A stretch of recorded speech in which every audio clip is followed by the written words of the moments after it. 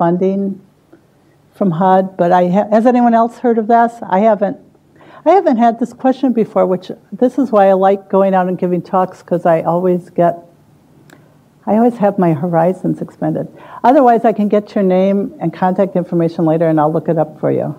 I mean, I think it would be reasonable to require it. I just haven't seen it in the regulations. But what about shots?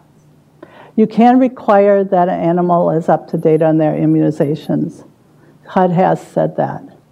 And that's I have later, well, in fact, there's the reference to the 2013 memo that I talked about, the service animals and assistance animals for persons with disabilities in housing and HUD-funded programs.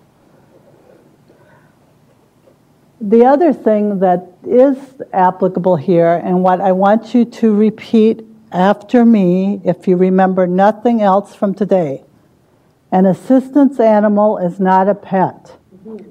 Repeat after me. An assistance animal is not a pet. Okay, if you remember that, then some of the other rules make sense from HUD. So it does not require special training. It does not have to be a dog or miniature horse.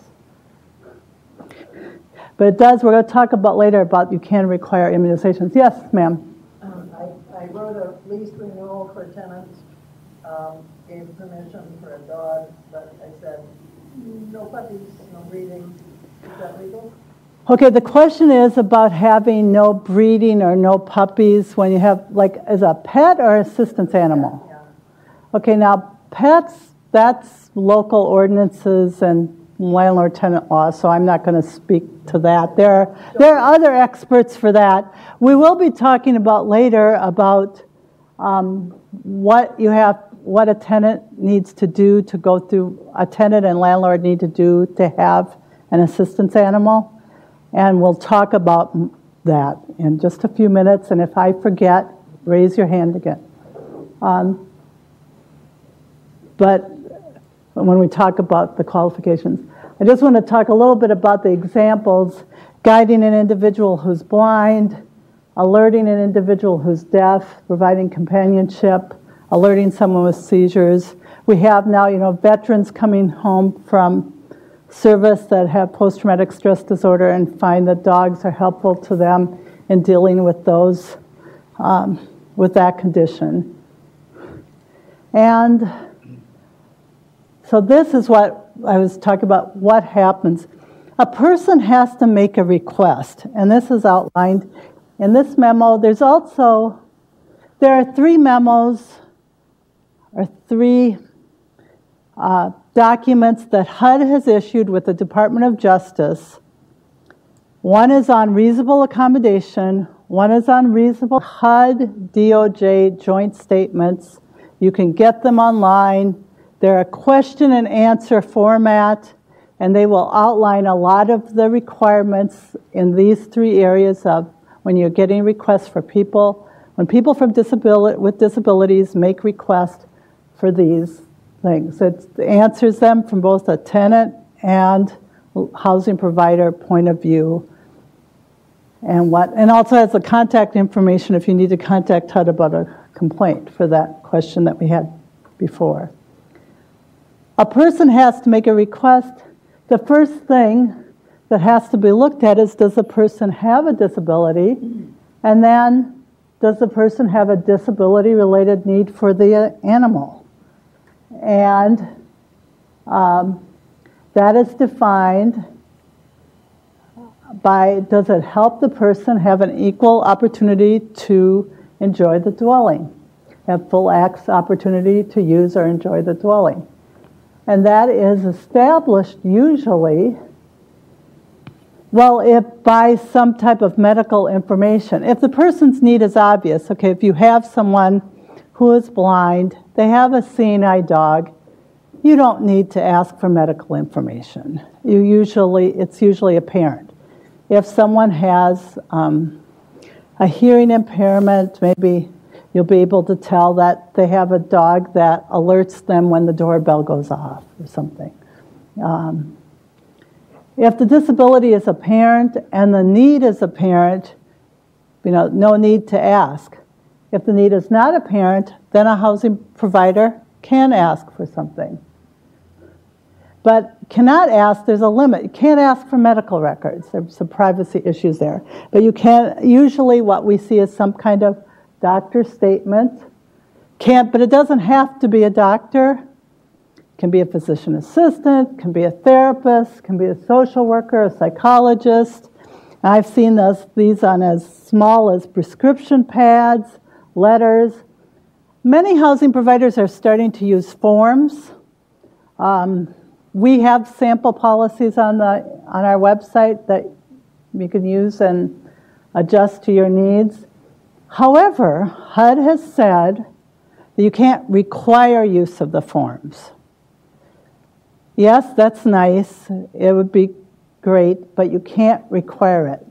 Now, I can tell you that the Iowa legislature is in session, and they have passed, Iowa Senate has passed a law to regulate some of these things, requests for assistance animals, and what medical providers are required.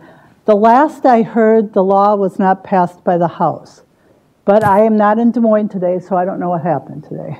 I think they're talking about tax cuts in the budget right now, but that law is out there, so it's something you may hear about, if not this year, next year, that they're going to have state legislation on these issues. And they're also trying to address the issue. I'm sure, have some of you heard about the issue with the online certifications from people? Yes? Okay. There is an issue, and I usually get a question about it, where people go online and pay $75 and they get this nicely printed certificate that says they have a registered animal. What the problem, and what the Department of Justice has said in regard to public accommodation, that people don't have to accept those online certificates. But HUD has not come out with that statement.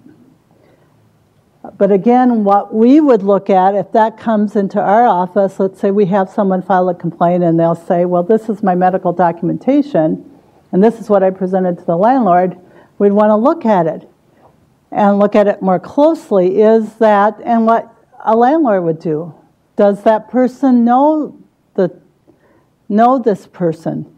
Does the person know the disability-related need for the assistance animal? Is there some kind of relationship? So it's looking at it. And one thing that we talk about, not only with reasonable accommodation, but also reasonable modification, is that there should be what's called legally an interactive dialogue, which means a discussion, or what we might talk about, where you try to work something out.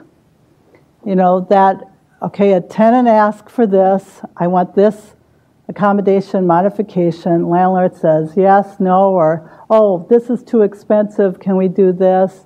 I mean, I see that sometimes with, I had a housing provider call me and say, well, somebody wants us to change the, like instead of a smoke detector, they had in their apartment complex like a sound for fire, whatever, and they had someone who could not hear it and wanted light flashing, but it was their system was going to require them $1,000 or some high amount of money. And I said, well, have you looked at alternatives? Or like sometimes I start referring them to the Office of Disability Rights at the Department of Human Rights, or Disability Rights Iowa, or, I know there's a lot of assistive technology resources out there that you can look at alternatives. There may be something less expensive.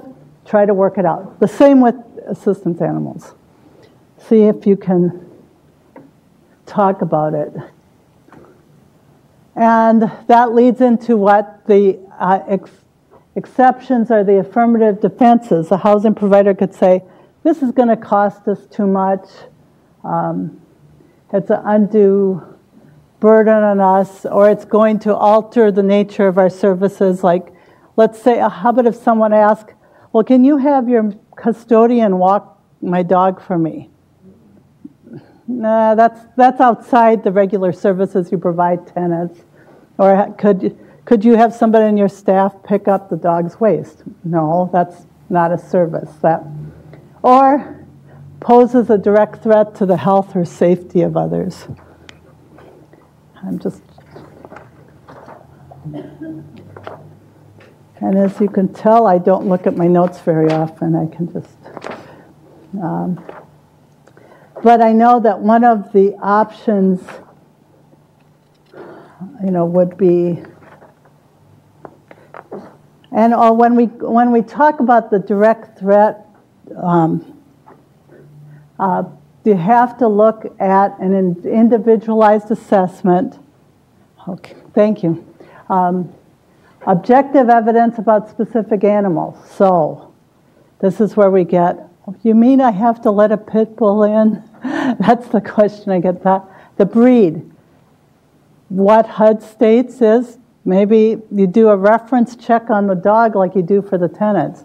Find out if there's any history of this animal being violent before. Then you could say, well, I don't, this specific animal constitutes a threat to the safety of the other tenants. There's no requirement for insignia, no breed, size, or weight. Again, I go back to that thing that we said before. An assistance animal is not a pet. So these limitations do not apply. But you can apply tenant rules and regulations. A tenant has to follow rules. Tenant's responsible for damage to the property. And you were talking before about multiple animals or breeding. Even if it was a service animal, would I say, just don't let that animal have puppies? Yeah. Multiple generations, are they protected as children? You can require that, like city rules are followed as far as like vaccination and other medical. And then when it comes to, and we've had that question about multiple animals, and what I usually say, what HUD says, there has to be a disability-related need for each of the animals. Like I've run across where a child with autism has an animal for certain reasons to help that child, and then a mother in the same family unit is struggling with anxiety and depression and has an emotional support animal. So you might have two different assistance animals in the same family. That's something the most common of what we see. Do you have any questions? Yes? Can a landlord require a deposit for a service animal in addition to the normal deposit? No. The question was, can a landlord require an extra deposit or fee for an assistance animal? No, they cannot. The HUD guidance says that's, and there's case law about that.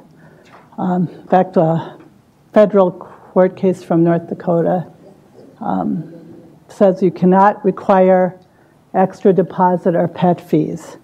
If there be damages, then... But if there are damages, a tenant is responsible for them. Just as if a tenant's children or guest did damage, a tenant would be responsible.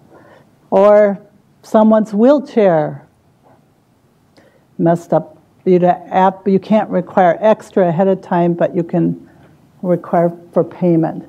But pet deposits or pet fees are not allowed under the law. And you can have the rules that, that a tenant has control over the animal, clean up after the animal, proof of licensing, proof of vaccination. I'm going to have to look up the one about breeding. I haven't had that question before.